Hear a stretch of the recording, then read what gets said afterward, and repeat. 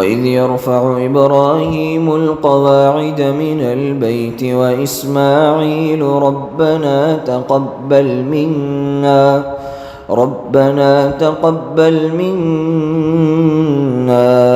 إنك أنت السميع العليم. السلام عليكم ورحمة الله وبركاته.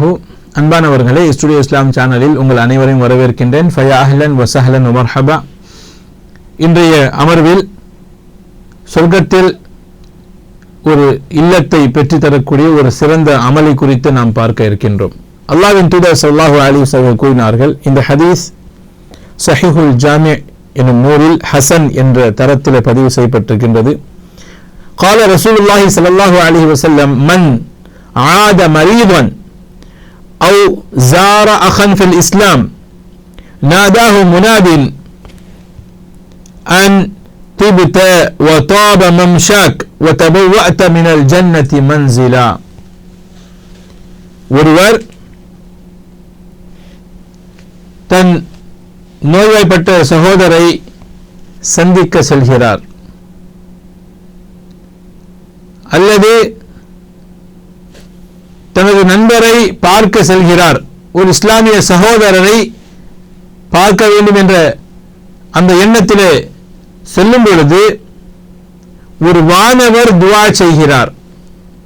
என்ன துஆ? நீங்கள் சிறக்கட்டும், உங்களுடைய இந்த பயணம் சிறக்கட்டும், அல்லாஹ் உங்களுக்கு சொர்க்கத்தில் ஒரு இல்லத்தை கட்டித்தரட்டும் என்று. இப்படிப்பட்ட ஒரு சிறந்த துஆ அந்த வானவருடைய துஆவை பெறக்கூடிய ஒரு நல்ல வாய்ப்பு அவனுக்கு ஏற்படுகின்றது என்பதாக நபி அவர்கள் சொன்னார்கள். இந்த ஹதீஸில் நாம் தெரிந்து கொள்ள வேண்டிய, நாம் பெற வேண்டிய மிக முக்கியமான ஒரு பாடம் என்ன தெரியுமா? ஒரு முஸ்லிம் இன்னொரு முஸ்லிமுடைய சகோதரர். அல் முஸ்லிமு அஹுல் முஸ்லிம். அப்படியானால் நம்முடைய இஸ்லாமிய சகோதரர்களை நாம் நேசிப்பது, அவர்கள் மீது அக்கறை காட்டுவது, அவர்களை நேசிப்பது, அல்லாஹுக்காக அவர்களை நேசிப்பது, உலக ஆதாயத்திற்காக அல்ல. அவருக்கு சலாம் சொல்வது, அவர் தும்மி அல்ஹம்துலில்லாஹ் அதுக்கு யர்ஹமுக்கல்லாஹ் என்று சொல்வது, அவர் விருந்துக்கு அழைத்தால் அந்த அழைப்பை ஏற்றுக்கொள்வது, அவர் நல்ல ஆலோசனை கேட்டால் நல்ல ஆலோசனை கொடுப்பது, அவர் நோய்வாய்ப்பட்டால் அவரை போய் சந்திப்பது, நலம் விசாரிப்பது, நல்ல ஆறுதலான வார்த்தைகளை பயன்படுத்துவது, அவர் இறந்து விட்டால் அவருடைய ஜனாசாவில் கலந்து கொள்வது, இது எல்லாமே ஒரு முஸ்லிம் இன்னொரு முஸ்லிமுக்கு செய்ய வேண்டிய கடமைகள் இல்லையா? அப்படியானால் நம்முடைய இந்த உறவு என்பது இஸ்லாமிய உறவு. இஸ்லாத்திற்காக நாம் ஒருவரை ஒருவர் நேசிக்கின்றோம். ஒருவர் அல்லாஹுக்காக இன்னொருவரை நேசித்தால் எந்த அடிப்படையில்? இவர் தொழுகையாளி, இவர் உண்மை பேசக்கூடியவர், இவர் குர்ஆனை நன்றாக ஓதக்கூடியவர், இவர் எப்பொழுதும் மக்களிடம் நல்ல குணங்களை வெளிப்படுத்தக்கூடியவர், இந்த அடிப்படையில் நான் அல்லாஹுக்காக இவரை நேசிக்கிறேன் என்ற உலக ஆதாயம் இல்லாமல் அல்லாஹுடைய நேசம் மட்டுமே நோக்கமாக கொண்டு ஒருவர் இன்னொருவரை நேசிக்கிறார் என்றால் அத்தகையவருக்கு நாளை மறுமையிலே கிடைக்கக்கூடிய பரிசு என்ன தெரியுமா? அல்லாஹுடைய அர்ஷுடைய நிழலில் அவருக்கு அல்லாஹ் இடத்தை கொடுப்பான். சுப்ஹானல்லாஹ். அவ்வளவு பெரிய ஒரு சிறந்த விஷயம் இது. நாம் சாதாரணமாக நினைக்கக்கூடிய பல விஷயங்கள் அல்லாஹ்விடத்தில் மகத்தான கூலியை பெற்றுத் தரக்கூடிய காரியங்கள் என்பதை நாம் மறந்துவிடக் கூடாது. அப்ப இந்த ஹதீஸ்ல பாருங்க, ஒருவரை சந்திக்க செல்கிறார். சந்திக்க செல்வது எதற்காக? ஏதாவது வியாபார நோக்கமா? இல்ல. ஏதாவது கொடுக்கல் வாங்கலா? இல்ல. ஏதாச்சும் உறவா? இல்ல. வேற என்ன? அவர் ஒரு இஸ்லாமிய சகோதரர், அல்லாஹ்வுக்காக அவரை நான் நேசிக்கிறேன், அவர் உடல்நிலை சரியில்லாமல் இருக்கிறார், அவரை போய் நான் பார்க்கணும், நலம் விசாரிக்கணும், ஆறுதலான நல் வார்த்தை சொல்லணும். அல்லது இந்த ஊருக்கு வந்திருக்கேன், இந்த ஊர்ல எனக்கு தெரிந்த ஒரு முஸ்லிம் சகோதரர் இருக்கிறார், அவரை போய் நான் பார்க்கணும். இந்த ஒரு நோக்கம் மட்டும்தான், வேறு எந்த நோக்கம் கிடையாது, உலக ஆதாயம் எதுவுமே கிடையாது. அப்படி இருக்கும் பொழுது இந்த நேசத்திற்கு அல்லாஹ் தரக்கூடிய பரிசு தான் சொர்க்கத்தில் நமக்கான வீடு. அது வானவருடைய துவாவின் மூலமாக அதை அல்லாஹ் சுப்ஹானஹு வ தஆலா நமக்கு வெளிப்படுத்தி உள்ளார்.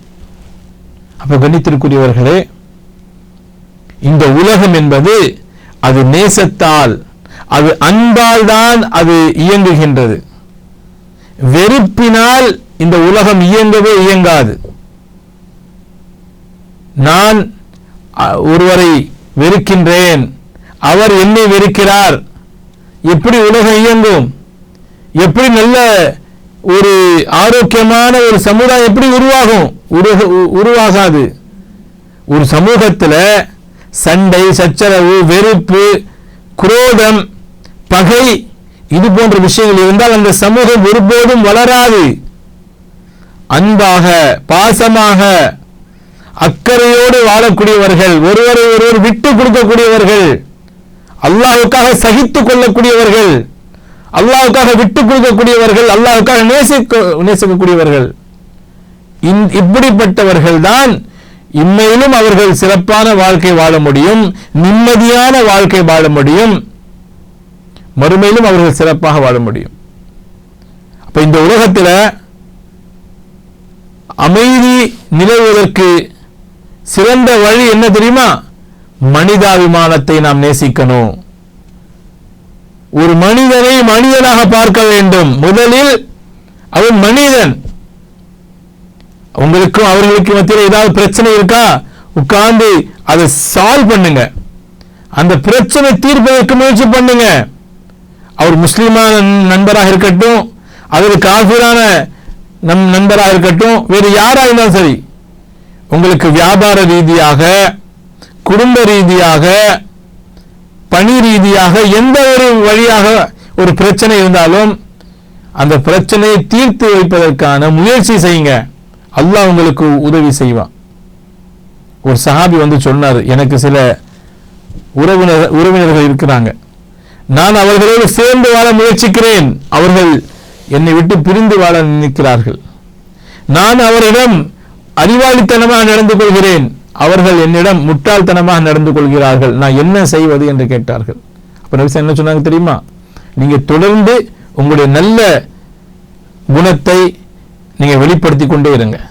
நீங்க அவங்க கூட சேர்ந்து இருக்கிற மாதிரியே நீங்க முயற்சி பண்ணுங்க. அதற்காக அல்லாஹ் உங்களுக்கு என்ன செய்வது தெரியுமா?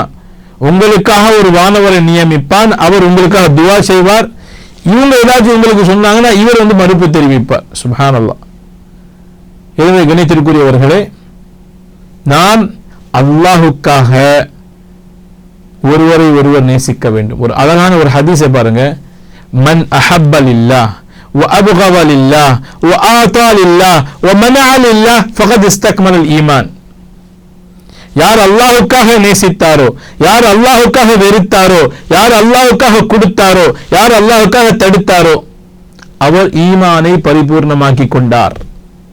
அவர் ஈமானை பரிபூர்ணமாக்கி கொண்டார். அப்படியானால் நாம் நம்முடைய சகோதரர்களோடு அன்பாக, பாசமாக நாம் வாழ கற்றுக்கொள்ள வேண்டும். அப்படிப்பட்ட நல்ல தௌஃபீகை அல்லாஹ் சுப்ஹானஹு வ தஆலா உங்களுக்கும் எனக்கும் தந்தல் புரிவானாக.